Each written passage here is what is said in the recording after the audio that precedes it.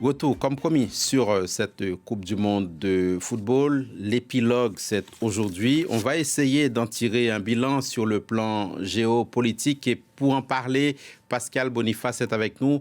Bonjour Pascal Boniface, vous êtes le directeur de Bonjour. l'IRIS, l'Institut de Relations internationales et stratégiques, spécialiste des relations entre sport et politique. Vous avez chroniqué, pour des gens qui vous suivent sur les réseaux sociaux, cette Coupe du Monde. Avant d'en venir à la finale en elle-même, on va dire qu'on garde un peu le meilleur pour la fin. Quel bilan, Pascal Boniface, tirez-vous de cette compétition? Qu'est-ce qui vous a marqué, choqué, amusé? Qu'est-ce qui a retenu votre attention sur le plan politique? Beaucoup de choses ont choqué. Tout d'abord, l'attitude de Donald Trump qui n'est pas allé à un seul match de la Coupe du Monde. Il va aller ce soir au premier match de la Coupe du Monde. Il n'a même pas assisté au match de l'équipe des États-Unis. Une bonne raison, c'est qu'il avait peur d'être sifflé dans le stade et il n'était pas sûr que son équipe gagne et donc il n'aime pas être associé à des losers. Et puis d'habitude, lorsqu'un pays organise une compétition de ce type, Coupe du Monde, Jeux Olympiques, il fait tout pour se montrer sous un jour avenant, pour accueillir le monde entier. Trump a fait exactement l'inverse, en refusant non seulement de nombreux supporters, notamment d'équipes africaines ou caribéennes, mais même en refusant un arbitre parce qu'il était somalien, en refusant des journalistes des pays qui ne lui plaisaient pas et en obligeant l'équipe d'Iran à ne pas séjourner sur le sol américain où elle jouait ses matchs pour l'instant, ce qui était bien sûr défavorable. Et puis, je crois que tout le monde aura remarqué la complicité, pour ne pas dire la servilité de Gianni Infantino, qui n'a absolument rien à refuser à Donald Trump, y compris d'ailleurs d'accepter un message politique des Argentins, la Valinas son Argentinas, alors que normalement ce signe politique, tous les signes politiques sont interdits. Et donc Gianni Infantino s'est vraiment un peu comporté comme un laquais de Donald Trump et je crois qu'il a fait honte à tous ceux qui aiment le football. Infantino qui a dit avec des accents très trumpiens, Pascal Boniface, que ce n'est pas seulement la plus grande Coupe du Monde de tous les temps, cela a été le plus grand événement humain, social et culturel qu'il ait été donné de voir à l'humanité. L'emphase, je citais Infantino, avait sa place. Oui, effectivement, en fait, on reprend la rhétorique de Donald Trump et en disant cela, il le fait pour flatter Donald Trump, comme il le fait, comme lorsqu'il avait mis son faux prix de la paix de la FIFA. Et donc en disant que jamais dans l'histoire du monde un tel événement a été organisé, c'est pour dire grâce à vous, Monsieur le Président. Et comme c'est Trump reprend ce langage, Trump adore ceux qui le flattent, comme Infantino, et Infantino a choisi en fait de manier plutôt la brosse à reluire que le ballon rond. Pascal Boniface, qu'est-ce que cette Coupe du Monde laissera comme trace ou pas sur l'image des États-Unis dans le monde? Un pays qui n'aime pas les étrangers, un pays qui n'aime pas accueillir. Il y a des restrictions de visa et d'ailleurs on voit une sorte de passement de témoins. Au moment où la Chine retire les visas pour attirer les touristes étrangers, les États-Unis durcissent leur politique de visa, y compris dans un événement. Le Qatar, la Russie avaient élargi leur politique d'accueil des étrangers, avaient supprimé ou quasiment supprimé dans les faits les visas pour que tout le monde puisse venir assister à cette Coupe du Monde. Et au moment où la Coupe du Monde est élargie, puisqu'il y avait 48 pays, donc jamais on était à 32 auparavant, ça tient compte effectivement de l'entrain de plus en plus fort dans le monde entier pour le football, le fait de pouvoir, et ça c'est un succès, de passer à 48 équipes est plutôt un succès, parce que ça permet à une plus grande participation, mais donc normalement on aurait dû avoir encore plus de visiteurs étrangers, cela n'a pas été le cas, notamment aux États-Unis, et donc c'est la première fois qu'un pays à la fois candidate pour obtenir une compétition et fait tout pour que les supporters extérieurs aient le plus de difficultés possible pour pouvoir y assister. Même question s'agissant de l'image, mais concernant le Mexique et le Canada, les deux autres pays hôtes de cette compétition.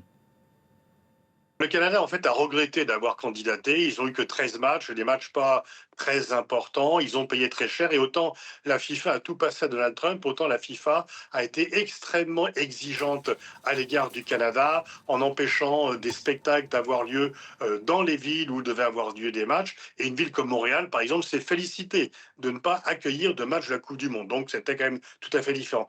Le Mexique, c'est un peu différent parce qu'ils peuvent se dire que c'est la troisième fois qu'ils accueillent la Coupe du Monde, après 70 qui restent dans les mémoires de tous les amoureux de football, après 86, même s'ils n'ont eux aussi que 13 matchs. La Coupe du Monde a eu principalement aux États-Unis, mais le Mexique peut se targuer d'être le seul pays au monde à avoir accueilli 3 fois la Coupe du Monde de football. Avant d'en venir encore à la finale, Pascal Boniface, un mot peut-être de l'arbitrage dans cette Coupe du Monde.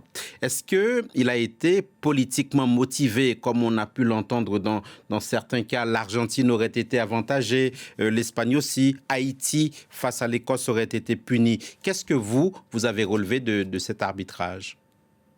Alors bon, il y a toujours le soupçon que les petites équipes sont défavorisées par rapport aux poids lourds et que, par exemple, est-ce que l'arbitre aurait eu le courage d'expulser Messi dès le premier match d'ouverture contre l'Algérie pour une faute caractérisée qui, n'importe quel autre joueur qui aurait fait cette faute aurait été expulsé. Mais c'est Messi, donc on va dire, est-ce qu'on peut expulser Messi? Et du coup, Messi, le sachant, ne se prive pas. Mais on a vu, enfin je crois que tout le monde a vu, qu'il y avait un avantage de nombreux montages vidéo circulent où on voit le cumul des fautes argentines qui ne sont pas sanctionnées. On a aussi, on se rappelle, ce match violent des Paraguayens contre les Français, où c'est les Français qui ont été avertis alors que les Paraguayens simulent, et les Paraguayens n'ont eu aucun carton jaune. Et les Français en ont eu alors qu'ils n'ont pas commis de violence. Mais il est évident que l'Argentine a été tout à fait favorisée et on ne peut s'empêcher de voir une connexion Milei, Trump, Infantino et les montages qui circulent abondamment sur les réseaux sociaux qui montrent le cumul de fautes argentines, où il y a aussi des montages vidéo comiques pour se moquer un peu de cela.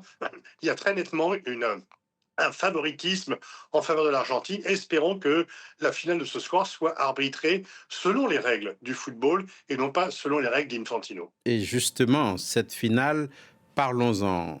Javier Milei ne sera pas dans le stade d'aujourd'hui par superstition, a-t-il dit. En revanche, Donald Trump sera là, tout comme Pedro Sanchez, le Premier ministre espagnol, le roi d'Espagne, et également Mark Carney du Canada et Claudia Sheinbaum du Mexique. En gros, on va se retrouver avec une finale politique, entre guillemets, même s'il faut le rappeler également, ça ne sera qu'un match de foot. Bah non, ça ne sera pas qu'un match de foot, c'est quand même la finale de la Coupe du Monde. Donc c'est le match le plus important qui n'a lieu que tous les 4 ans. Donc c'est un match extrêmement important. Il y aura entre 1,5 milliard, 2 milliards de personnes qui vont regarder. Quel autre événement dans le monde peut se faire une telle attraction par rapport au public? Et évidemment, alors Milei ne vient pas, ce qui est une erreur de sa part, sauf si l'Argentine perd, parce que normalement, les chefs d'État et de gouvernement, lorsque l'équipe est qualifiée, viennent. Si la France avait été qualifiée, Emmanuel Macron serait venu le nouveau Premier ministre, alors je ne sais pas quel Premier ministre sortant ou rentrant serait venu si l'Angleterre avait été qualifiée, peut-être tous les deux seraient venus ensemble, en tous les cas, c'est la règle. Et évidemment, il y a une opposition politique entre l'Argentine, dont le président Milei est un proche, il se surnomme lui-même le Trump de l'Amérique latine, il est pro-israélien, Israël soutient l'Argentine, on a vu de nombreuses images de gens qui viennent offrir un maillot de l'Argentine à Netanyahou, à des responsables israéliens. Milei soutient 100% la politique israélienne, tandis que Pedro Sanchez est celui qui, dans le monde, avec peut-être le pape Léon XIV, s'oppose le plus à Donald Trump. Parce qu'il s'oppose avec lui sur l'OTAN, il s'oppose avec lui sur le niveau de dépenses militaires. Donald Trump récemment a dit qu'il voulait cesser tout commerce avec l'Espagne, ce qui n'est pas possible, mais ça n'empêche pas Trump de dire des choses qui ne sont pas possibles, parce que le commerce, c'est entre l'Union européenne et les États-Unis, c'est pas entre les pays membres de l'Union européenne et les États-Unis. Et surtout, l'Espagne est le pays qui porte le plus haut la lutte en faveur des Palestiniens et qui critique le plus ce que fait Israël à Gaza et en Cisjordanie. Et donc, il faudra observer vraiment avec attention le body langage entre Trump et Pedro Sanchez. Et je pense que Trump doit prier de toute, s'il croit ou pas, mais il doit prier pour que l'Argentine gagne. Et surtout, pour lui, ça serait une humiliation si l'Espagne gagne. Et rappelons aussi que le petit prodige espagnol, Lamine Yamal, s'est montré avec un drapeau Un palestinien. drapeau Donc il palestinien. y a effectivement, alors bien sûr, ce ne sera pas un match Israël-Palestine, évidemment, c'est un match Argentine-Espagne, mais derrière quand même, on voit bien qui soutient qui, et beaucoup de gens vont soutenir l'Espagne pour deux raisons. D'une part, parce que beaucoup de gens estiment que l'Argentine a été trop favorisée que Mhm. ce n'est pas juste et que c'est vraiment pas fair-play, que l'Argentine a été à ce point favorisée, et puis aussi avec cet arrière-fond de géopolitique concernant le conflit israélo-palestinien. Pascal Boniface, on ne saurait se quitter sans se poser la question de ce qui a pu se passer avec Kylian Mbappé, de ces insultes racistes de cette sénatrice paraguayenne. Ça laissera des traces? Alors les insultes racistes, malheureusement, les joueurs qui sont un peu trop bronzés aux yeux de certains en sont, enfin, ils sont habitués. Et Kylian Mbappé a répondu de la plus belle des façons, en étant ferme. Il a été soutenu par toutes les autorités françaises, par toute l'équipe de France, par tout le monde. Et puis il a répondu sur le terrain en marquant encore 2 buts hier. Et donc voilà, c'est que s'il y a des gens racistes, que cela écœure de voir des gens brillants, tant pis pour eux. Kylian Mbappé, par ailleurs, est un citoyen qui prend des positions aussi au niveau de la politique française. Et je ne vois pas pourquoi les joueurs de football Hmm. seraient interdits de prendre des positions sur les questions de société qui les concernent au premier chef. Merci beaucoup Pascal Boniface pour ce bilan sur le plan géopolitique de la Coupe du monde de football qui se termine aujourd'hui. Merci beaucoup.